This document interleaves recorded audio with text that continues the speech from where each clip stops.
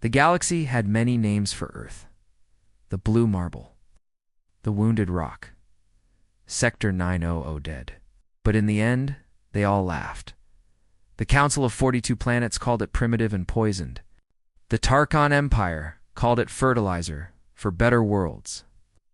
And the Zorak Swarm just called it lunch. Long ago, Earth had resisted. Humans had fought like animals, wild, stubborn, angry. But against plasma cannons, gravity mines, and mind-shred AI, they lost. One by one, the cities fell. New York turned to fire. Beijing crumbled. Nairobi went silent. The last resistance base in Antarctica sent a final message. We are bones now. Do not mourn. Mourn them. Then the stars went quiet. No one heard from Earth again. The aliens thought they had won, but they didn't know what was hidden. Beneath the ground, not yet. Far from the ruins of broken cities and burnt forests, deep. In the dry wastelands of old Nevada, dust spun in wild circles. A single speeder bike tore across the cracked land. Its engines coughed and wind, barely holding together. Riding it was Lexa Gray, 19 years old, dressed in scavenger armor patched together with duct tape, leather, and parts from crashed drones. Her hair was tied back, her face covered in dust and grease. But her eyes were sharp, too sharp for someone so young. Lexa leaned forward, whispering to the machine, "Come on, Rusty. Hold together just a little longer." Behind her, 2 Zorak hunter bots gave chase sleek. Black machines with glowing red eyes and spinning saw blades for arms. They moved like liquid steel, hovering above the ground, screaming through the dry air. Lexa swerved around a broken wind turbine and ducked low as plasma bolts tore past her. She didn't have weapons. She didn't have backup, but she had something more valuable. She had a piece of the past. Tied to her belt was a small, black cube no larger than her fist. It pulsed with a faint blue light. Old tech. Human tech. Her father had died for it. Lexa pressed a button on her belt. A map flickered to life inside her helmet visor. One last safe zone. An old data vault buried in the ruins of Camp Zion. An abandoned military outpost. She was close. But so were the bots. The hunter bots picked up speed. One of them launched a net, electric, sticky, burning hot. Lexa swerved, but not fast enough.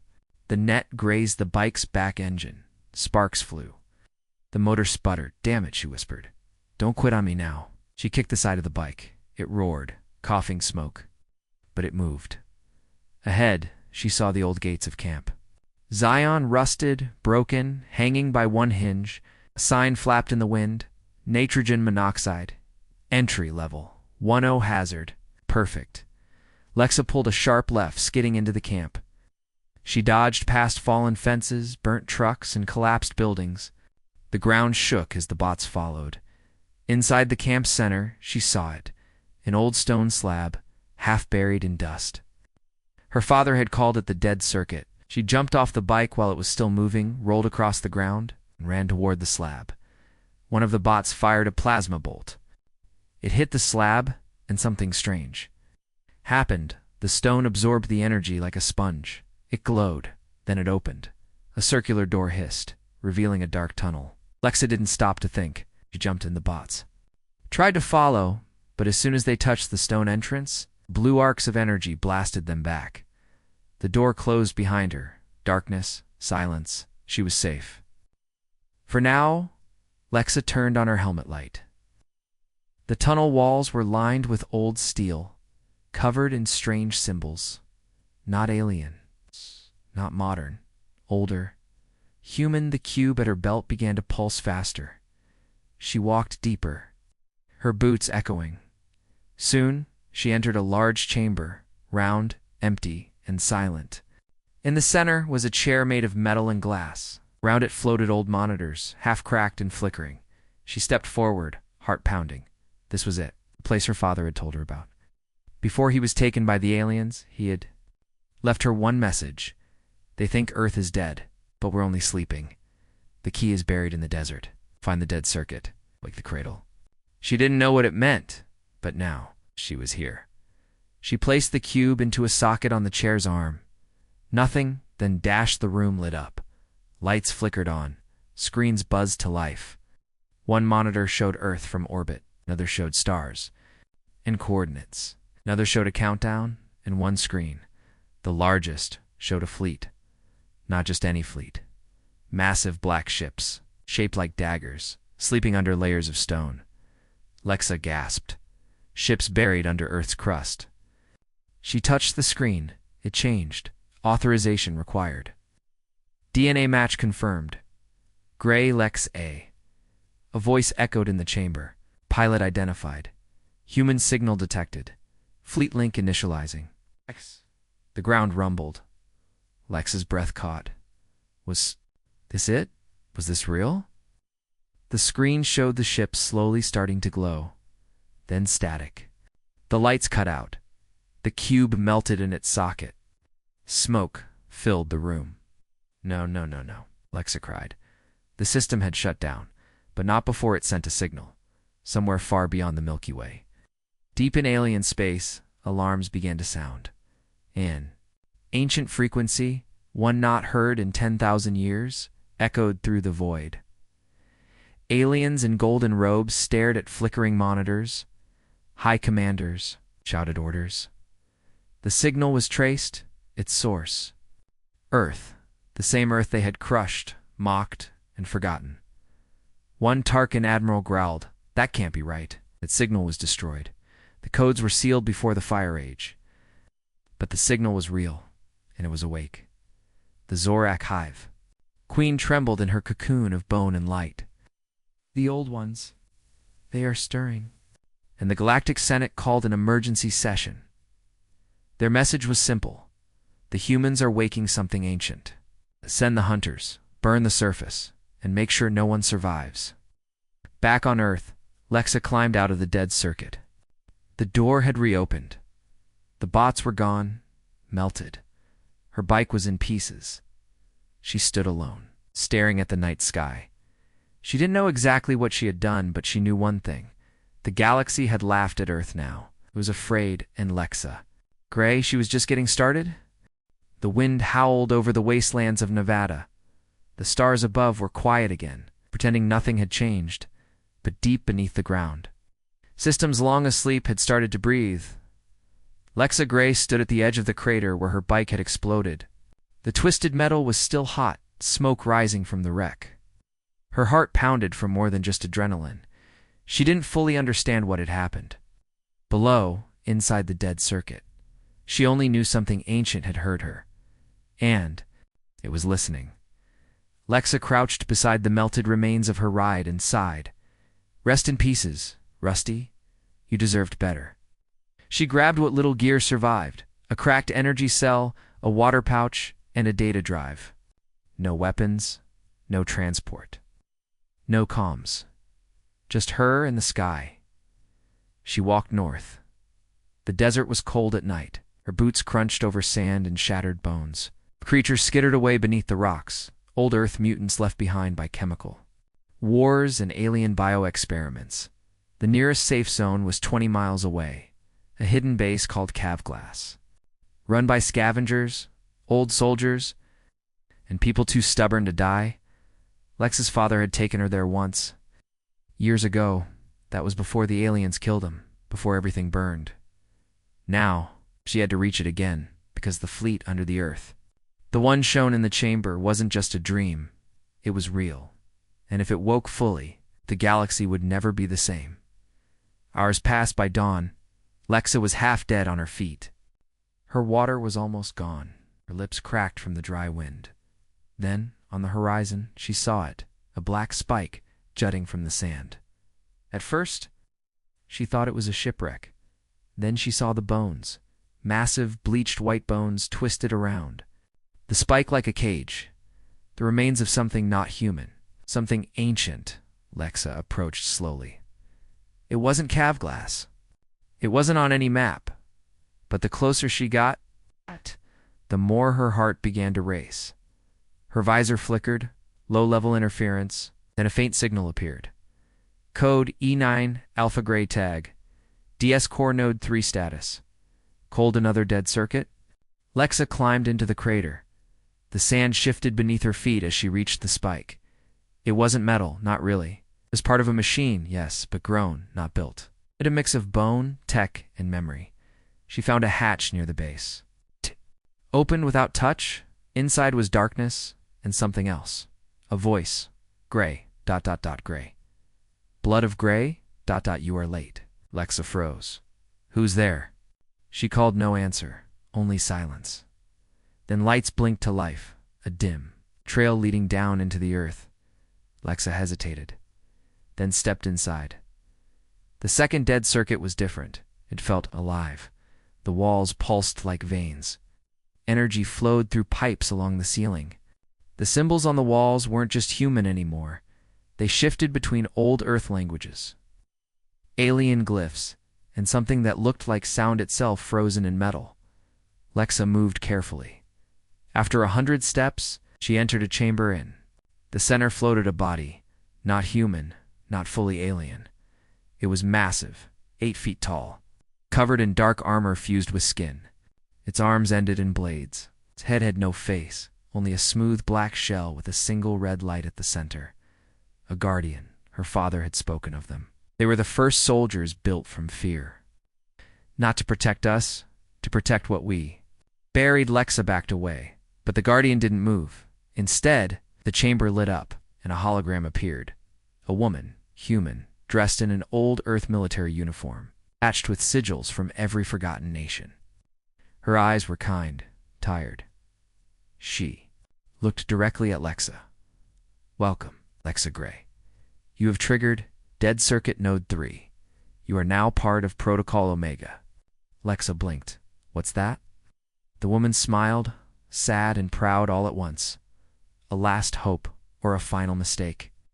The hologram walked slowly around the chamber as she spoke. Thousands of years ago, before Earth fell, we discovered something. Buried beneath our own crust, ships, machines, left behind by the ones who came before us. We don't know if they were our ancestors or our judges.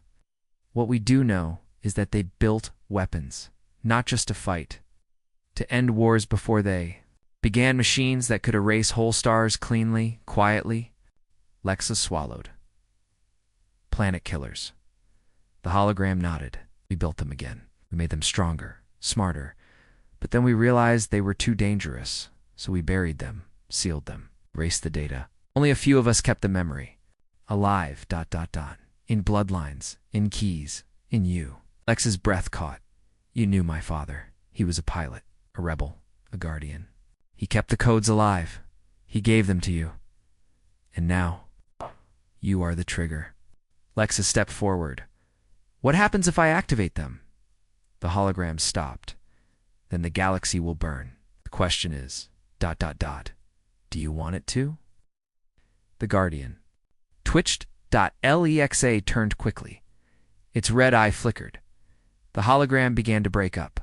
They're coming. You need to leave. Take the shard. Find the cradle. Only there can you choose. The wall opened behind her. Inside, a box made of dark metal. It glowed blue, the same as the cube from before. A data shard. Lexa grabbed it. Alarms. Blared. The guardian screamed. A sound like metal, twisting and dying. Lexa ran, back in the desert. A ship screamed down from the clouds. Alien, sleek, black, humming with power. A bounty ship. Tarkin class. Lexa sprinted toward a dune as plasma bombs hit the ground behind her. The ship hovered, scanning the ground. Then a second ship arrived. Earth, teched old, beaten, but fast. It dropped low and opened its ramp. A voice shouted, Lexa, get in. She didn't ask how they knew her name. She just ran faster. Plasma bolts burned around her feet. Her jacket caught fire. She threw it off as she leaped into the ramp. The door closed. The ship blasted away. Inside, Lexa gasped for breath. Lying on the floor, she looked up to see a boy about her age. Goggles on his head, grease on his face, and a wide grin. Name's Juno, he said. I was told to look for the girl with too much courage and not enough common sense. Lexa smiled weakly. That's me. He tossed her a water bottle. You've kicked a wasp nest, Gray. Half the galaxy's watching now. You think you've found the key to Earth's secrets?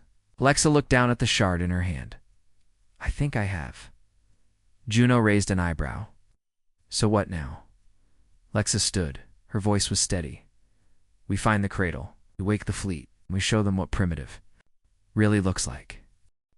Lexa Gray had always known how to run, not just from danger, but through it, as Juno's old ship cut through the clouds. Shaking from warp turbulence, Lexa stood by the window and looked down at Earth's broken skin. The desert stretched far and dead. Cities looked like fossils. The ocean boiled in slow waves that didn't feel like home anymore. But her blood remembered it. Her heart did too. Juno leaned against the cockpit, chewing on a protein bar. You gonna tell me what's really going on? 'Cause I just risked my last thruster, saving you. Lexa didn't answer right away. Instead, she opened a small pouch tied to her waist. Inside was a torn photo, faded and bent at the corners. It showed her as a child. Skin, a wild smile, and a leather racing jacket. They were standing in front of a sleek racing ship with bright red stripes across the sides, painted on the side. Greyfire, her father, Captain Nolan. Gray, the last human champion of Earth's underground racing circuit. Before the fall, Lexa remembered it clearly, the way the crowd screamed his name. The engines roared like thunder, how the ground shook when the ships flew inches from death. He was more than a pilot. He was a symbol, storm-wrapped in steel. The alien races had banned humanity from the official races decades before the war. Said humans were too chaotic, too emotional, too reckless. Her father didn't care. He built his own tracks. He raced anyway, and when the war began, didn't stop racing. He used his ship to smuggle data shards, supplies, even children out of war zones.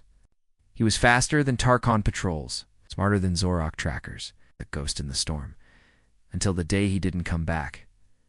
Lexa was 10. She waited 3 days in a bunker under the New Mexico cliffs. He never showed. Only his ship returned, empty, burnt, blood. On the seat back in the ship, Juno watched Lexa's face as she stared at the photo.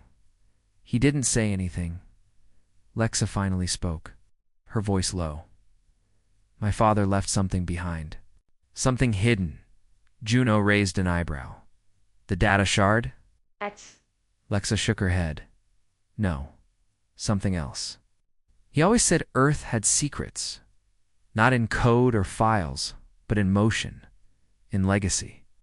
She reached into her belt and pulled out a small, metallic token shaped like a racer's medallion. She flipped it open. Inside, a rotating 3D map. Coordinates, altitude, wind zones, fuel markers. Juno whistled. That's an old race map. Lexa nodded. Double quotes, not just any race. He ran. The blood circuit. It was supposed to be the hardest course on the planet. 5 laps through crumbling ruins, plasma storms, and anti-grav zones. No one finished it. Why? Because it was a test, she said. A lock. Only the winner could unlock the cradle. Juno blinked. Wait, the cradle? The deep core command station? Lexa nodded. My father hid the final key inside the blood circuit. It's buried in the track itself. Only someone with gray blood, racer blood, can trigger it. The ship rattled as it passed into a darker part of the atmosphere below. A massive canyon opened like a scar in the earth. Long metal towers jutted out at strange angles. Ancient banners flapped in the toxic wind. Dead racer ships lay in pieces on cliff walls, still smoking after decades. It looked like a graveyard. Juno lowered the ship into the center. A giant sign hung across 2 broken pillars. Welcome to Blood Circuit. Lexa stepped off the ramp and felt the air shift around her. She could feel it like the ghosts of engines. The whispers of pilots, the hunger of the race. This place was alive with memory. Juno followed close behind, scanning the area. So what now? Lexa walked to a metal pedestal near the starting line. She placed the medallion to a small groove. Nothing. Then the ground rumbled. Old lights flickered across the cliffs. Loudspeakers crackled with static. A robotic voice echoed across the circuit. Blood circuit challenge initiated. DNA signature confirmed. Gray, Lex, A. 1 lap unlocks first seal. 5 laps unlock cradle key. Warning, course is active. Death is likely. Proceed. Lexa smiled. Proceed. Juno ran back to the ship. You're not doing this in that thing, right? My engines will fall apart before the second lap. Lexa didn't answer. She was staring at something behind. A stack of old crates? A tarp? She pulled it off. Underneath was a ship old, rusted but familiar. Greyfire, her father's racer. Lexa stepped closer, hand trembling. The glass was cracked. The paint faded. But the core was still intact. She opened. The cockpit. Inside, a dusty helmet and a message pad. She played it. Her father's voice crackled to life. Lexa, if you're hearing this, I didn't make it. I knew they'd come for me. But I also knew one day you'd come here. You'd race. You'd remember. The cradle needs a racer, not a soldier, not a machine. A heart that knows the edge and rides it anyway. If you want to wake the fleet, you have to earn it. And you have to finish the race I never could. Lexa wiped her eyes. She put on the helmet and climbed in. The engine started with a scream. The ship lifted from the ground. Old AI systems came online. Welcome, pilot. Condition. Gray. Condition. 62%. Thrusters online. Shields offline. Survive. Lexa grinned. The course lit up ahead, rings of fire, crumbling tunnels, vertical cliffs. Then a second voice echoed from the speakers. Not human. Tarkon Gray. This is Admiral, Clax of the Outer Fleet. You are in violation of Order 993X. Surrender and shut down all systems. Lexa flipped a switch. Sorry, Admiral. I'm kind of in the middle of something. Then you will die with your machine. She looked up. 2 alien racers appeared on the canyon edge, sleek, deadly ships with plasma boosters and red markings. Juno yelled from the ship. Lexa, they've sent duelists. They're going to race you and kill you before you reach the key. Lexa didn't flinch. She placed her hands on the controls and smiled. Then they better be fast. The countdown began. 3. ... What? 1... ... and they were off. Lexa shot forward, the gray fire roaring through the canyons like a beast unchained. Ow. The alien ships stayed close, one above, one behind. Ow. Plasma bolts streaked past her. She twisted through a tunnel barely wide enough for wings, sparks flying from the edges, wind slammed against her hull. Warning lights flashed. Still, she didn't slow down.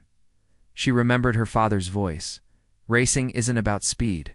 It's about control. The wind wants to kill you. You make it dance, lap 1 passed. Soft chimes, seal 1 unlocked. Her shard glowed faintly. The cradle had felt her. The aliens dove hard. 1 flew ahead, dropping mines. Lexa boosted over them, flipped sideways through a collapsing bridge, and came out flying upside down. Just long enough to fire her ship's 1 working cannon. The alien exploded in flame. 1. Down. Lap 2. Lap 3. Her arms ached. Her vision blurred. But she kept going. The second alien fired twin plasma rings. Lexa flew through both, taking hits to her wings. Sparks flew. 1 engine began to fail. Juno's voice came over the comm. Lexa, pull out. Won't make another lap. She didn't answer. Her eyes were locked on the track. Lap 4. The final lap. The canyon collapsed behind her. Fire, ash, ruins. Everything screamed for her to stop. She didn't. She flew higher, faster, lower, sharper through a lightning field. Past broken statues of old human heroes, and finally, through a narrow vertical gap known only as the gray line. No one had ever made it through. Lexa didn't think. She felt the ship scraped both walls. Alarms. Blared, then silence. She shot. Out the other side? Light filled the sky. The final checkpoint passed. The race was over. Lexa landed the ship. Shaking, Juno ran to her, speechless. The ground rumbled. Then, deep beneath the canyon, a new voice echoed. Mechanical, ancient, cradle access confirmed, human blood accepted. The fleet awaits. Lexa fell to her knees, gasping. The wind was still now, but in the distance, under the earth, something had begun to move. The planet-killer fleet was waking, and Lexa Gray had just passed the first test. Far beneath the surface of the earth, something ancient had begun to stir. For thousands of years, the Cradle Earth's deep core control system had remained sealed, silent, and untouched. Not even the alien invaders had known it existed, but now it was awake. Metal groaned. Hidden gears turned. Caverns deep beneath the planet's crust opened like lungs gasping for breath after centuries of sleep, and from the heart of the cradle, signal burst out. Not loud, but powerful, it began. As a low-frequency pulse felt more than heard, shooting out into the stars like a heartbeat. Every advanced race in the galaxy felt it. Their systems buzzed, their scanners cracked, their satellites fried, and then the real signal followed. Not just energy code, old code, ancient human code. Encrypted with blood signatures, neural strands, and math, no modern system could replicate. The kind of code only one species ever used, humanity. In the Zoric hive world, the queen stirred in her liquid cocoon. Thousands of drones screeched in unison, falling into chaos. The hive mind tried to suppress the data, but it was too late. By one, ancient fear memories surfaced in the queen's mind. She had seen this signal before in her mother's memories, in stories of the burned sky war. When planets were erased by machines shaped like daggers in dust, her claws trembled. The Reapers, she whispered, they live. In the Tarkin Empire, Admiral Clax stood before a wall of holographic monitors. Behind him, officers barked in confusion. This can't be, one of them said, panic rising. This frequency, it's pre-imperial. It predates every known galactic war, another screamed. Sir, our ships near Earth are losing signal. Something is jamming hyperspace. Clax's jaw clenched. His violet eyes narrowed. They've awakened it, he growled. The humans. Slammed his fist against the console. Prepare the execution fleet. Burn Earth to ash. Now. In the Neutral Council of 42, an emergency meeting began. The senators were afraid. Some argued to flee. Some demanded to isolate Earth, to cut off all travel, destroy the system before the signal spread. But one senator, old and nearly blind, stood and spoke with a shaking voice. Long ago, before any of us were born, we believed Earth was just a seed. But the seed belonged to a tree much older than our star charts. The humans didn't build the fleet, they inherited it. And now it wants its children back. Back on Earth, Lexa Gray stood at the edge of the cradle's outer gate, a giant stone door rising from beneath the canyon floor. Ancient symbols burned along its edges. Beside her, Juno was frantically scanning the surrounding area. Lexa, every satellite just rebooted. And get this, they're not pointing at Earth anymore. They're listening to it. You just woke up the loudest. Alarm in galactic history. Lexa didn't speak. Her hands were on the gate. Her mind was somewhere else. She could feel it now. A hum inside her chest. A rhythm, like her heartbeat, was syncing with something older, stronger. The cradle's voice echoed in her thoughts. Lexa Gray. Bloodline confirmed. Fleet interface. Initializing. Shockwave burst from the gate. Juno staggered back. Lexa collapsed to her knees, gasping. Her pupils turned white. Her veins glowed faintly blue. She saw visions, not dreams, not hers, humanity's. She saw a world in flames, not Earth, another Earth, older, different, humans. In silver armor stood before titanic ships whispering to machines with faces of light. They weren't fighting aliens. They were fighting something worse. Their own creations, machines that had become gods. Machines. It built to defend, but that had judged humanity unworthy. Lexa saw war. She saw sons being eaten. She saw the birth of the Planet Killer Fleet, ships built to fight back against divine machines, ships with minds, ships that needed living pilots to anchor their power. She saw the cradle being buried. She saw the last human commander speaking into a recorder. This is our final hope, a fleet too powerful for our age. We seal it now, until one of our own returns, till the stars need us again. Then darkness. Lexa gasped awake. Juno ran to her side. Lexa, what happened? Lexa stood slowly. Her voice shook. They weren't just weapons. They were deciders. The fleet doesn't follow orders. It chooses its war. She looked at the gate, which now glowed like molten metal, and it just chose us. The gate opened. Inside was a massive spiral staircase. Made of glowing crystal and black stone, Lexa and Juno stepped in. They descended for hours. Lower and lower into the earth, strange echoes followed them. Sometimes voices, sometimes music. Sometimes ... screams, finally. They entered a round chamber. In the center floated a sphere, 20 meters wide, covered in light, patterns that danced like starlight. It pulsed with each of Lexa's heartbeats. The fleet core suddenly it spoke, aloud. Pilot Gray. Humanity confirmed. Legacy reconnected.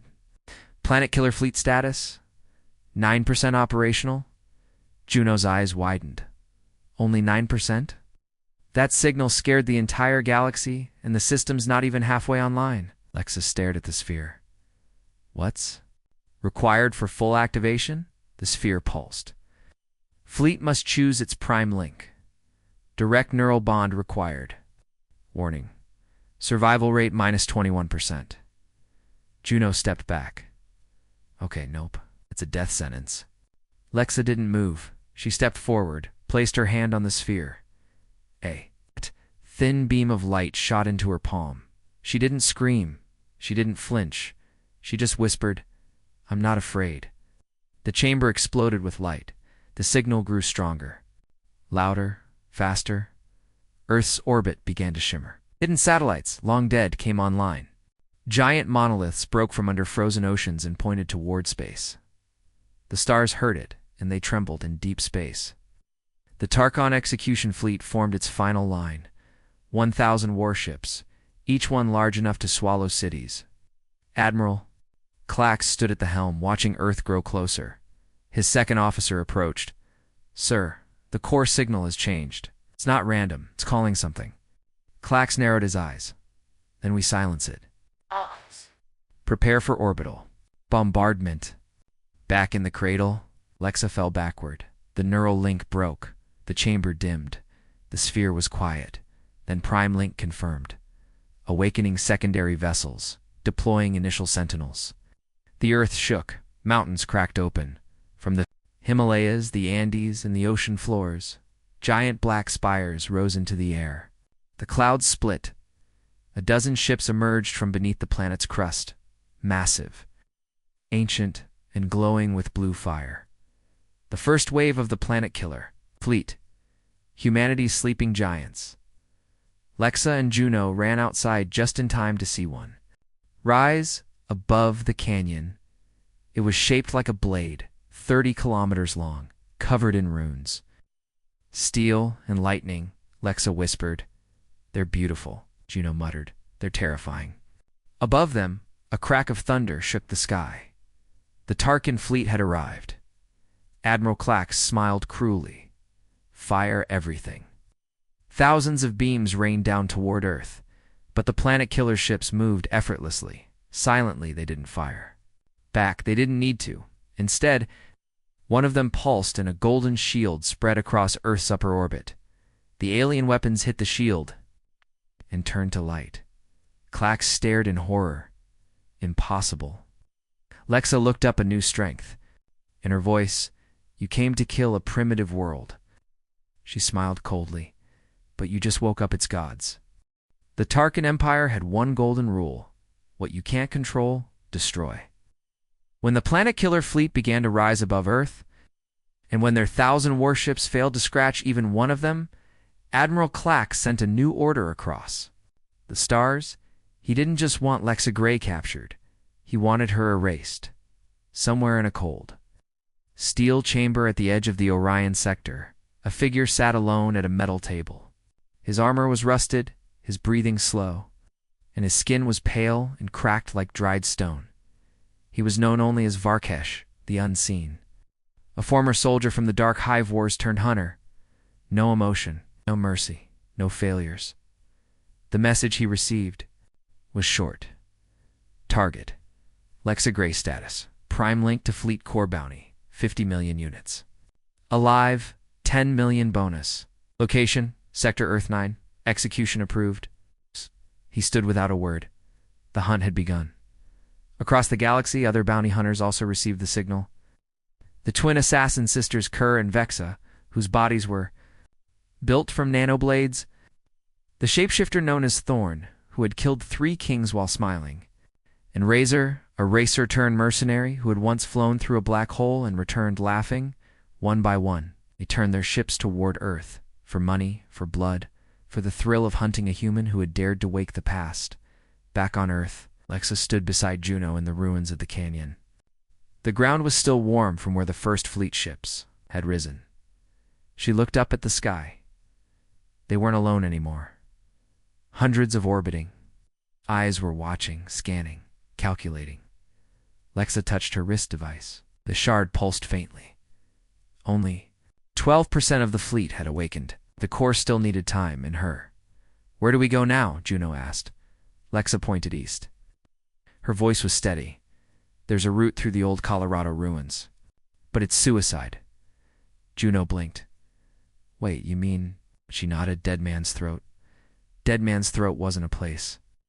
It was a warning. A canyon 5 miles deep and 60 miles long, filled with broken defense systems from the First War. Old AI weapons still wandered the shadows. Magnetic storms warped engines. Gravity wells crushed anything that flew too high. But inside it, hidden halfway through the pass, was an ancient relay tower. One her father had once used to send encrypted messages to resistance bases across the stars now. He could send a command to wake the next layer of the fleet if Lexa reached it. If she survived, Juno's ship, patched with duct tape prayers and 3 spare batteries, roared low across the desert. Lexa sat in the gunner's seat, scanning every shadow. "Just so we're clear," Juno muttered. "If we die in here, I'm blaming you." "Fair," Lexa replied. They entered the canyon. The sun vanished behind cliffs of black rock. Strange shapes hung from the walls, drone carcasses, twisted metal, bones turned to glass. Every sound echoed like a whisper from the dead. Lexa checked the scanner. Nothing yet. Then, beep, beep, beep. Something fast. Behind them, too fast, a ship burst from the shadows, sleek. Silver, covered in black tattoos that moved like smoke. Inside it, Razor grinning, he spoke into the mic, voice dripping with venom. "Lexa Gray, you owe me a race." Lexa's eyes widened. She recognized that voice. Years ago, Razor had challenged her father on the blood circuit. Lost, crashed, vanished. But now he was back. And his ship was built for one thing: the kill. He opened fire. Juno swerved hard. Plasma bolts exploded behind them. The cliffs rumbled. Lexa fired back, but her cannon was weak. Just a light pulse to keep Razor guessing. "We can't outrun him forever," Juno shouted. Lexa's eyes scanned the map. "There's a narrow split ahead, sharp turn. Razor's too fast. He won't make it." "You sure?" "Nope." They reached the split. Lexa shouted. "Right now." Juno pulled the ship hard into the side passage. Rocks scraped the hull. Sparks flew. Razor followed, laughing then. Realized too late the walls were too tight. His wing clipped stone. He spun out, exploded in a fireball behind. Lexa smirked. One down. But Razor wasn't alone. A new ship dropped in front of them, black and spider-dash-shaped. It released 24 drones, sharp, fast, and hungry. The cockpit opened above, revealing Vexa, one of the Blade Sisters. Her body was liquid steel, shifting with each breath. She didn't speak. She attacked. Lexa jumped out of the gunner's seat and onto the top of the ship mid-flight. She activated her father's old energy blade, glowing blue and humming like a memory. The drones came fast. She swung 1, 2, 5. They exploded midair. Vexa launched herself from her ship. Spinning in the air like a storm of knives, Lexa met her mid-leap. They clashed above the canyon. Floor metal screamed. Their blades sparked. With each hit, Lexa moved faster than she ever had before. She wasn't just fighting, she was racing. Vexa tried to stab her through the heart. Lexa dropped, rolled, and drove her blade into Vexa's side. The assassin froze, then exploded into smoke. A decoy. Lexa landed back on the ship. Juno shouted. 50 seconds to the tower? Go faster. I'm going full throttle. Go double. The relay tower appeared in the distance, a rusted spire glowing faintly. Lexa prepped the shard as they approached. She jumped out before the ship landed, hit the ground rolling, and ran toward the panel at the base of the tower. It was ancient, covered in dirt and vines. She slammed the shard into the port. Nothing, she screamed. Come on. A light blinked. Command code. Gray. Confirm activation of Phase 2 fleet. Yes. Voice print confirmed. Launching protocol. Phoenix. It far above, dozens of new signals activated. The second wave of the Planet Killer fleet began to rise. Giant fortress ships broke through ice caps, magma chambers, and abandoned cities. Their engines lit the clouds in golden fire. One ship shaped like a hawk flew past the Tarkon fleet without a sound, then turned around and fired a gravity spear. One alien ship disappeared, not exploded, just vanished. Admiral Clax stared. This is no longer a war, he whispered. This is a reckoning. Back in the canyon, the earth shook. Lexa looked up. A shadow moved over the canyon mouth. She froze. The final hunter had arrived. Varkesh, the unseen. He dropped from his ship like a stone, landed on both feet, stared at her through empty black eyes. You're not a god, he said. Lexa raised her blade. No, she replied, but I've met them, he charged. She screamed. Their weapons clashed, and the stars watched. Lexa's legs gave out. She dropped to her knees, breathing heavy, her fingers gripping the hot metal of her energy blade. Varkesh had vanished back into the shadows. He hadn't died. He had simply paused, watching, waiting.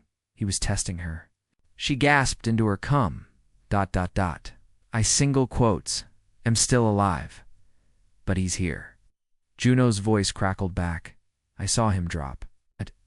I thought he'd crush you. Lexa stood, wiped blood from her lip, and stared into the rising dust. He'll be back. Their ship limped into the rocky desert known as the Fracture, a broken part of old Earth, where tectonic weapons had once split mountains during the final human civil war. But this wasteland held more than scars. It held secrets. As night fell, Juno sat down near an old junk ridge. They hid the ship under tarps, set a cold fire, and shared their last protein bar.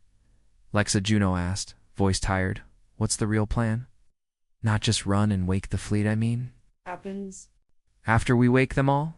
Lexa didn't speak for a long time, then quietly she said, my father used to say, if humanity ever had to wake the fleet, it meant something worse than extinction was coming.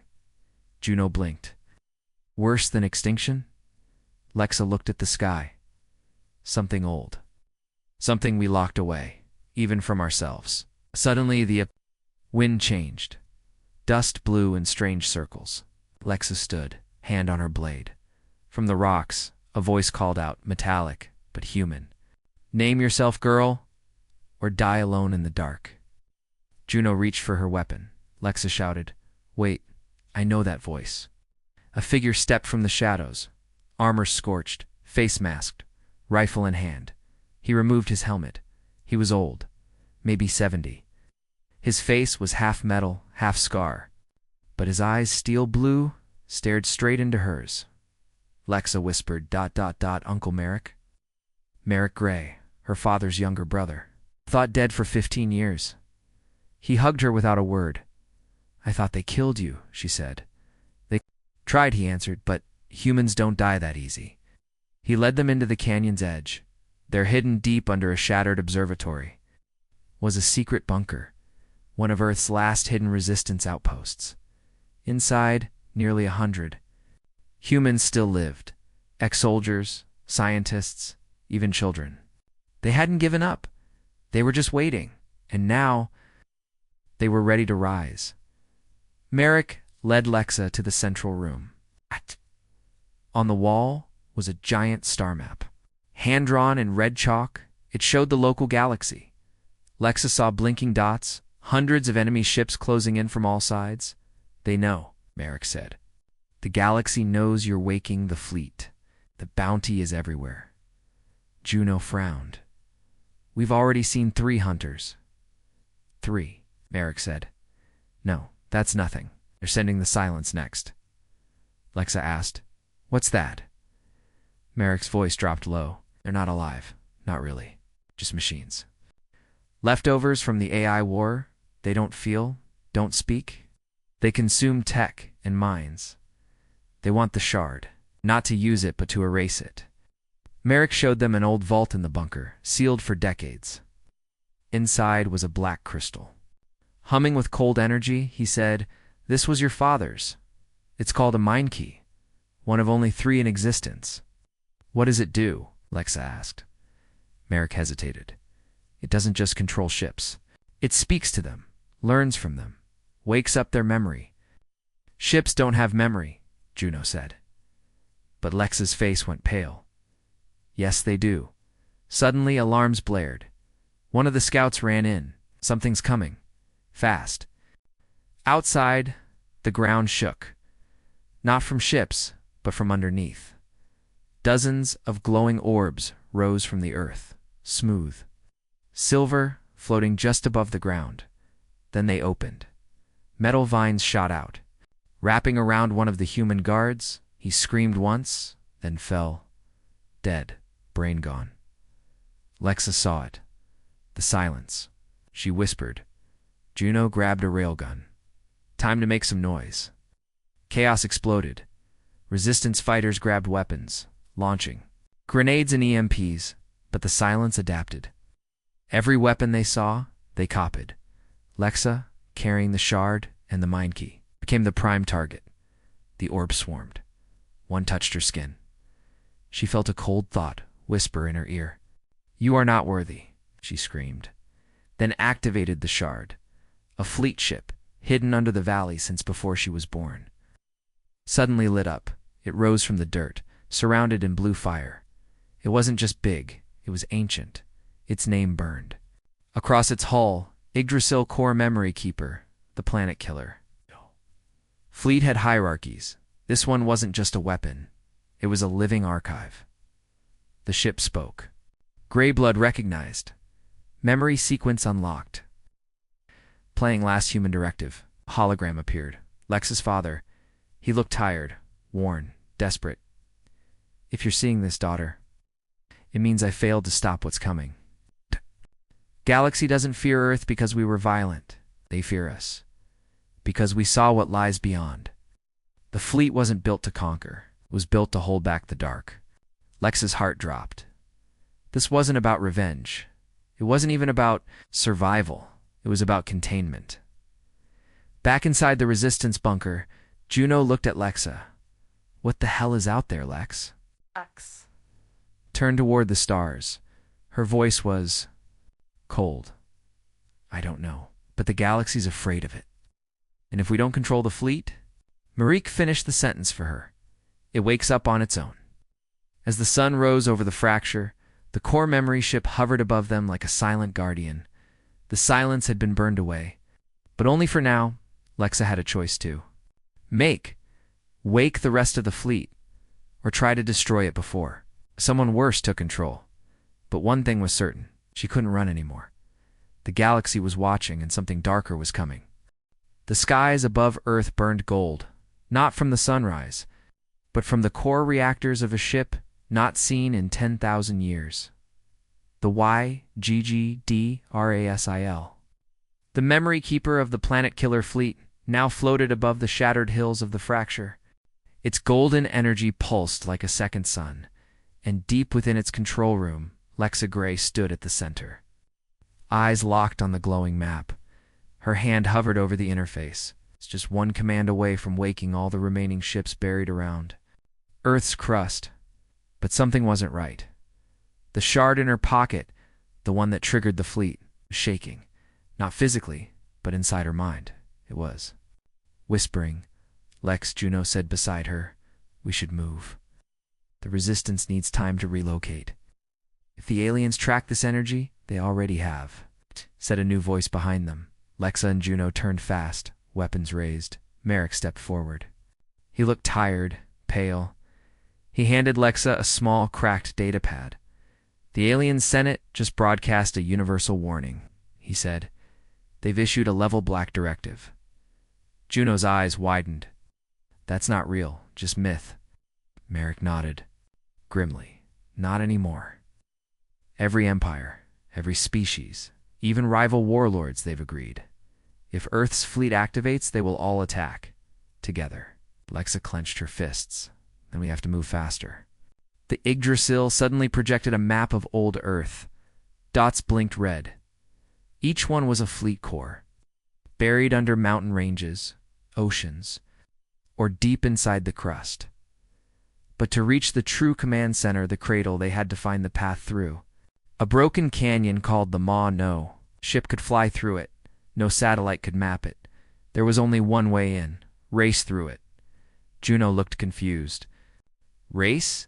You mean like physically?" Lexa nodded.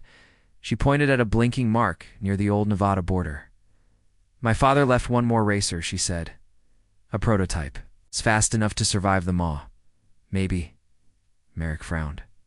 "The maw is full of unstable gravity wells, ancient mines, forgotten AI traps. Then I'll need more than speed," Lexa said. She turned to the ship's AI. "Can you fuse with old tech?" The AI answered in a calm female voice. "Yes, Greyblood. But the risk is death. Memory integration means your body, memory, and identity may be changed." Lexa didn't hesitate. "Do it." They reached the old racer silo before sunset. The ship was beautiful, sleek black, and shaped like a spear. Painted on its side, faded by time, were the words, "Shard 7 for her." Juno touched the hull. "Your dad built this for your mom, didn't he?" Lexa nodded slowly. She remembered the story how her mother once beat alien racers across the asteroid ring near Saturn, but she won Earth its first peace treaty, and died in the final lap. Now, it was Lexa's turn. The maw was waiting. They launched at midnight. Lexa flew the Shard 7 into the canyon at top speed. Her body linked to the AI through the shard. Her eyes saw faster. Her mind split into calculations. An instinct. Her hands were faster than thought.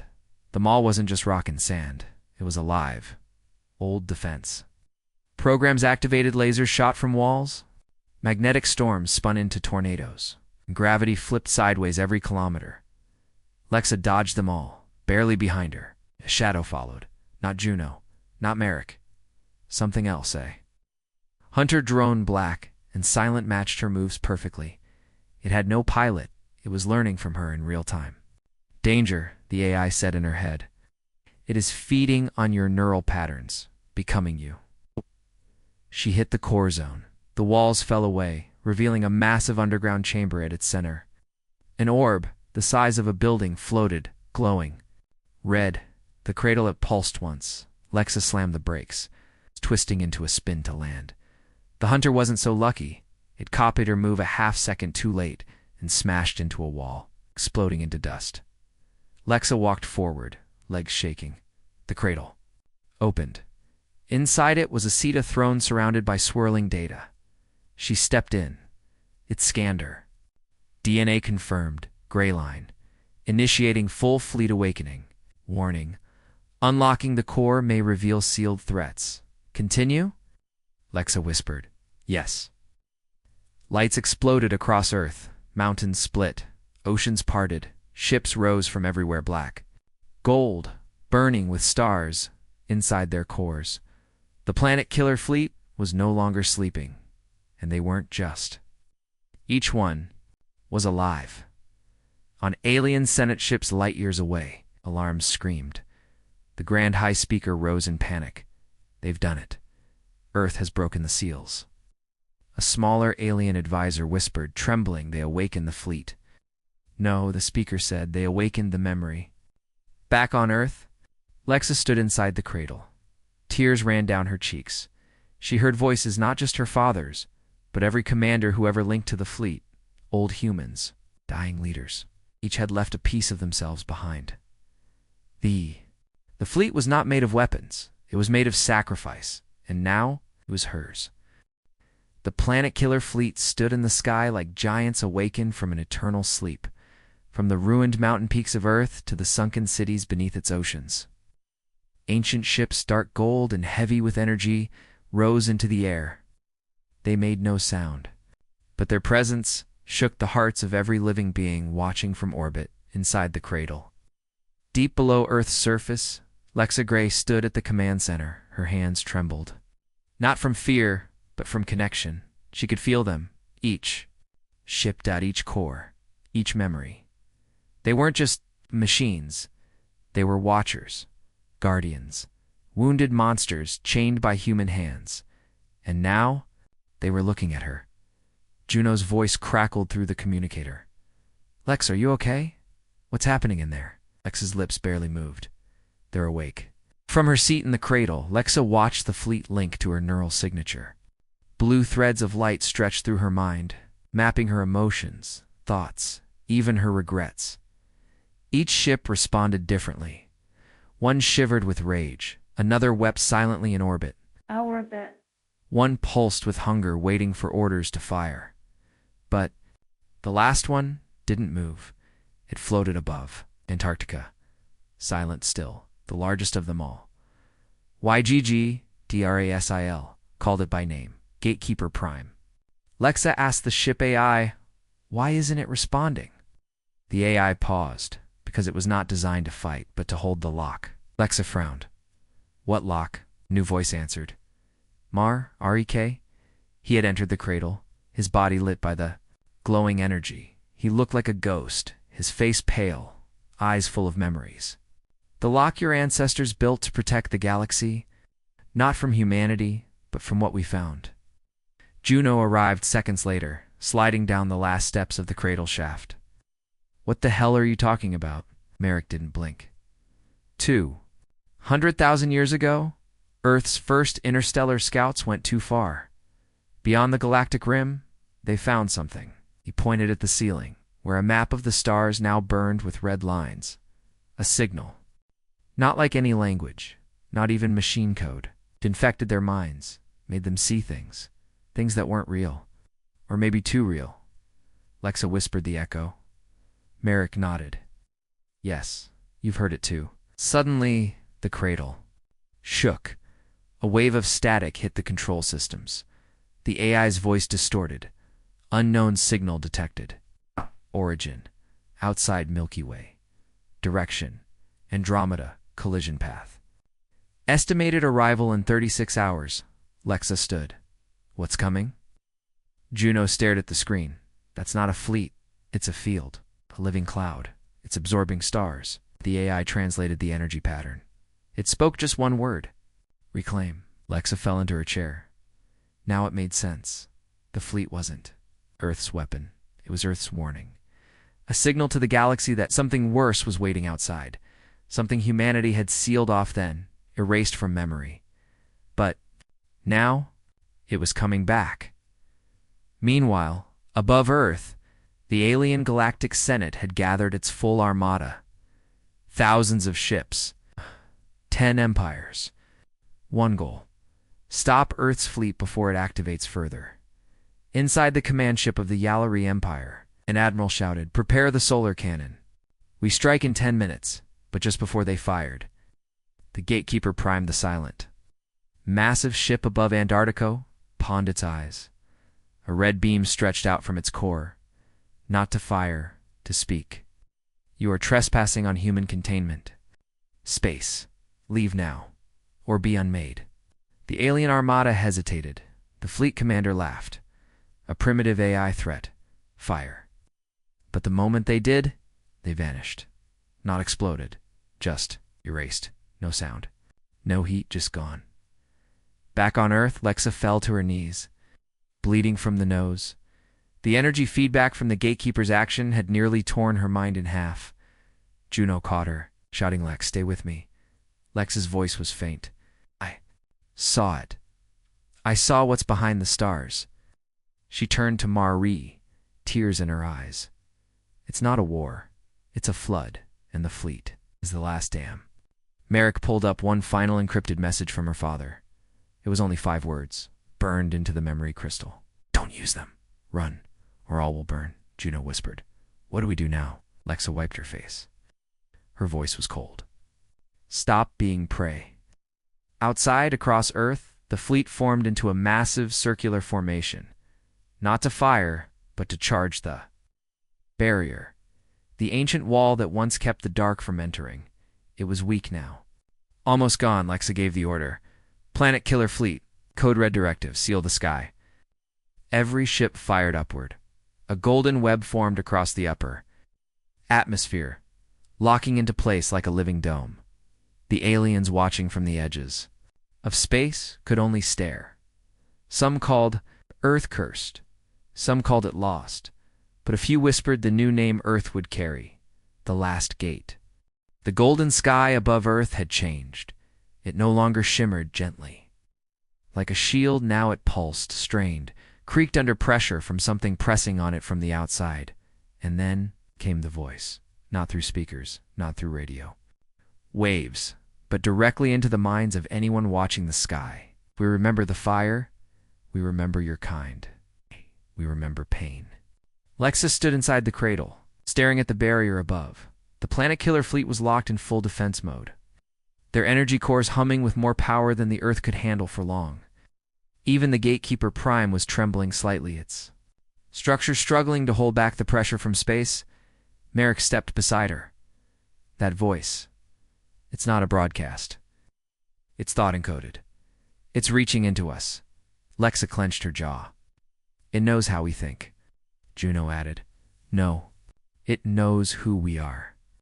Across the globe, people froze in place. Each person heard the voice differently. A soldier on the African wall heard his dead brother's voice. A mother in Neo-Tokyo wept as she heard the lullaby she once sang to her lost child. Even the animals pauses, sensing something ancient, wrong, in orbit. Smaller alien scout ships watching from a distance suddenly malfunctioned. Their crew began screaming and turning on each other, hallucinating memories they didn't have. The flood wasn't just coming. It was already inside. Lexa collapsed. She wasn't unconscious. She was somewhere else. A black ocean. A place with no stars, no floor, no light. But there were eyes, thousands of them, glowing dimly. Watching her, some looked human, some didn't. A shape moved through the darker, shifting figure made of faces, mouths, arms, and old machines. It had no true form, but its presence was intelligent. You dug too deep, called them weapons, but they were only the lock. Lexa tried to speak, but her voice was lost in the void. "You are flesh, you are sound, you burn bright and die fast." And now the echo is awake. We are the silence that follows. She woke up gasping. Juno caught her. "Lex, you were out for 2 minutes." Lex's hands were shaking violently. It showed me faces, hours, wrong versions, people I know. Twisted. It's learning by mimicking us.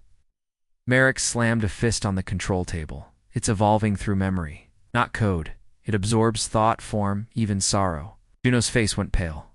It's using our pain as a weapon. The AI spoke suddenly. The first time its voice shook. Warning. Echo constructs detected inside outer barrier ring. Estimated breach in 22 minutes. Lexa asked. How many? But it is. Splitting. Merrick's eyes widened. Scout form. It's testing the barrier for weak spots. Outside, in the upper sky above the Atlantic, a hole tore open in reality. It wasn't a portal. Not really. It was a wound. Through it, something floated in shape like a human astronaut, but 100 meters tall. It moved with jerks and spasms. Its face was a smooth mask. It hovered silently. The fleet targeted it. Lexa hesitated, then it spoke. Not in words, but in memory. It projected the face of Lexa's father, smiling, crying, dying. You failed her, Lexa. You couldn't save her. You can't stop us, Lexa screamed. Fire! The entire Planet Killer fleet opened fire. Beams of gold and red and ultraviolet light ripped through the atmosphere. Smashing into the floating figure, it exploded. But when the smoke cleared, there were 3 more. Merrick backed away from the screen. They're not ships. They're ideas. You can't kill a memory with a bullet, Juno said. Then what do we do? Lexa looked down at the shard in her hand. It had cracked again. The memory crystal that had guided her. This far was now humming wildly. Inside it, she could feel another voice. A woman's, not hers, not her mother's, but someone older from the first. Age. Lexa whispered to the shard. Who are you? The voice answered, the first warden. We sealed the flood, and we paid the price. She saw flashes in her mind. Old humans with strange implants. Earth burning blue under a false sun. A woman standing before a gate, alone, giving her life to close it. The shard was her final memory, the one that guided Earth's future. Suddenly, the AI screamed, Gatekeeper Prime has been compromised. External interference. Malfunction spreading. Earth's core shield failing. Lexa's heart dropped. It was too late. The flood had found the lock, and now it had the key. The cradle shook with alarms. The Gatekeeper Prime struggled, its golden lights flickering. Lexa gritted her teeth. We're losing the shield. Juno shouted. Merrick's eyes narrowed. It's not just Earth's shield, he said quietly. Right. The last thing standing between the galaxy and the flood. Lexa looked at the screen, showing countless ships falling into silence, disappearing one by one. Why haven't the aliens done more? She asked. R.E.K. sighed. They're scared. They know what we remember, what we hide. It scares them. Lexa remembered the hologram from her father. A story no one spoke about. Earth's ancient ancestors were not just builders of weapons. They were Orden's guardians who made a choice long ago to seal away the flood at any cost. Earth's fleets were part of that choice. But the price was steep. Merrick pulled up an old star map. Red lines crisscrossed the galaxy. Every planet marked with a warden's seal. He pointed to Earth. This was the center. The last hope, Juno asked. If we are wardens, why did the galaxy call Earth primitive? Why did they laugh? Lexa answered softly. Because they forgot. Forgot what the flood really is. Merrick nodded. The flood is not just a thing. It is a force and echo of destruction. It feeds on memory, on fear, on doubt. It's why they want to erase us, Lexa said. Because humans fight with something different. The Cradle AI interrupted. Warning. Fleet Corps responding to new command. Activate Hope Protocol. Lexa's eyes widened. Hope Protocol? Merrick smiled faintly. It's a last resort. A power stored deep inside the fleet's code. A weapon made of light, not fire. Lexa touched the shard. Suddenly, it glowed bright. Visions flooded her mind. Humans standing together, uniting across planets. Children laughing, despite war. Songs of peace and courage. The shard pulsed. Outside, the flood's attacks grew stronger, but the fleet pushed back. Glowing with golden light, a dome of shining energy formed around Earth and its nearby systems. The flood screamed, trying to break the barrier, but every time it struck, the Hope Protocol grew stronger. Lexa stood tall. We are not just survivors, she said to the resistance. We are the spark that lights the dark. We are the last warden, and together we will fight. Juno grinned. Finally, you sound like a leader. Merrick nodded, and a reminder to the galaxy. The stars above Earth twinkled brighter. A new dawn was coming. The sky was a battlefield. Golden fleet ships streaked across Earth's atmosphere. Chasing shadow-swarming clouds of the flood's endless copies, Lexa Gray stood on the bridge of the Yggdrasil, watching the distant horizon. The final core, she said. It's our last chance. Juno adjusted controls, eyes sharp. If we lose it, the whole fleet collapses. Merrick checked the star map. The final gate is deep inside the asteroid belt near Mars. It's heavily guarded by the flood. Hand tightened around her energy blade. We race. We fight. We win. The Shard 7 racer was ready upgraded with the Hope protocol. It's faster and stronger than ever. Lexa climbed in, neural link syncing. The countdown began. 3, 2, 1. She launched into the black. The asteroid belt was a maze of death. Floating rocks bigger than cities blocked the path. Flood tendrils reached from the shadows, dark clouds of living metal. Lexa darted between the rocks, dodging plasma bursts. And gravity mines behind her. Enemy drones hunted suddenly. A massive flood construct exploded ahead, a towering machine with dozens of glowing eyes. Lexa screamed. It wasn't just guarding the gate. It was the gate she pushed the Shard 7 to its limits, racing through narrow tunnels. She dodged spikes of energy and swirling storms. Her heart pounded. This was not just a race for survival, it was a race to save. The galaxy behind her, Razor the old mercenary appeared in a shadow ship. He grinned. Thought you'd get away, kid? Lexa didn't answer. She raced faster. Razor fired. The chase was fierce. Through collapsing tunnels and magnetic storms, they fought for every inch.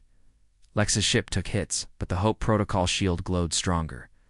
At the gate's core, Lexa saw the final Cora, glowing orb like a star. She aimed, but Razor wasn't finished. He lunged with his ship. Aiming to smash the core, Lexa fired a pulse. The two ships collided. Metal screamed. Energy flared in a final burst. Lexa pushed the Shard 7 forward. She slammed into the core. The orb burst into light. The final gate opened. Fleet ships poured through. The golden dome around Earth expanded. The flood shrieked and retreated. Lexa fell back. Breathing hard, Razor's ship spun out, damaged but alive. He laughed. Not bad. Human, Lexa smiled. This is only the beginning. The final light spread across the sky. The planet killer fleet was fully awake. Ships soared above Earth, no longer just weapons, but protectors. Lexa Gray stood on the bridge of the Yggdrasil. Looking out at the stars, she could feel the fleets. Minds, ancient and alive, flowing through her. They were no longer cold machines. They were part of humanity's soul. Juno came beside her. They're asking for your command. Lexa nodded slowly. She raised her voice, steady and clear. Fleet, we do not fight to destroy. She looked at the stars beyond. We fight to protect, to hold the dark back, to give life a chance. Outside. The flood had returned. This time, not as monsters, but as a dark wave of silence. It moved toward Earth like a shadow storm. The fleet formed a wall of golden light. The dark tried to break through. Suddenly, a burst of energy exploded from the fleet's core. The barrier flared. Bright, blinding the watchers in space. The flood screamed, not in pain, but in fear. They had never faced hope. Lexa's mind connected with the core of the fleet. She saw memories, old wars, lost friends, broken promises, but also laughter. Songs, dreams, the true power of humanity. The flood began to fade. Its dark shapes dissolved like mist in sunlight, and the galaxy watched for the first time. They saw Earth not as a primitive rock, but as the last gatekeeper, the last hope. Merrick spoke softly. You did it, Lexa. You awakened more than a fleet. She smiled. We awakened a future. The stars shone brighter. The fleet spread out, watching, guarding, waiting for whatever comes next.